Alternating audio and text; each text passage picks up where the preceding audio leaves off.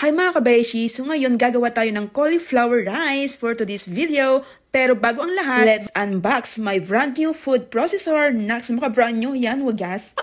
So this is my simple dream to have a food processor mga kabeshiwak. At tinupad ito ng aking biyanan ang napakasimple kong pangarap, o diba? Bongga. Char, charot lang. At gift niya ito para sa akin noong Christmas. Actually mga kabeshi, marami pa akong gustong gagamitan sa kusina. Tulad ng wok, naglalakad ba ng kawali? Char, charot lang.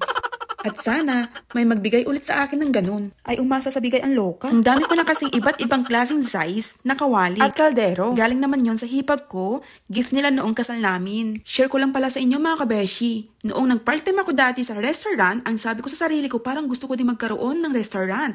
At noong nakapag-part-time din ako sa salon, sabi ko ulit sa sarili ko, ay parang gusto ko rin magkaroon ng salon.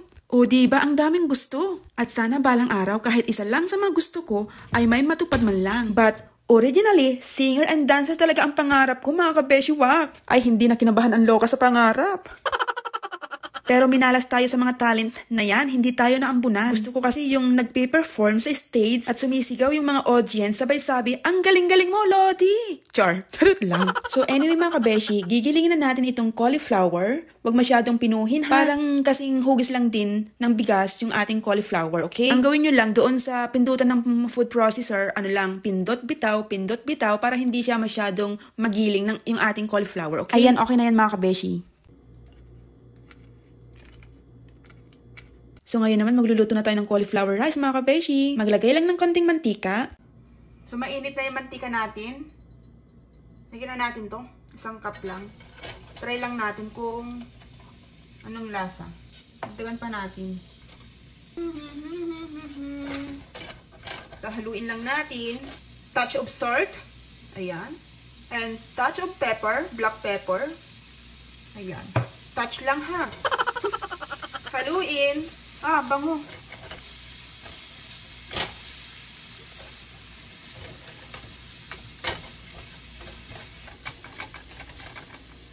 So, ayun mga kabeshiwak, luto na po yung ating broccoli rice. Ay, hindi pala broccoli rice. Ating cauliflower. Ayan siya, oh. Ayan. So, tikman natin ngayon kung ano bang lasa. Siyempre, malamang. Ano, lasang cauliflower. So, ayan. So, first time ko lang to. Maganda daw to kapag low carb ka. Nagda-diet ka, ganon. Sarap. Ang sarap kahit ano lang. Ang ilagay mo lang is black pepper and then salt.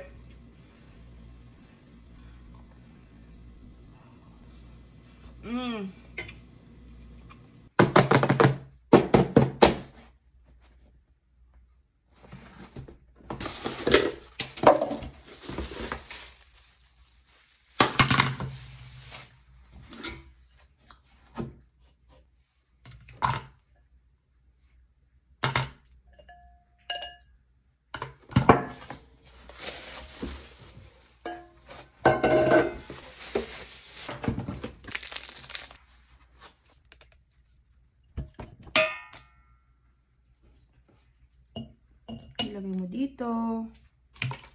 Yung takip. Tapos, yan. Sasaksak mo na. Yan. Wow. Tapos, sasaksak mo na rin.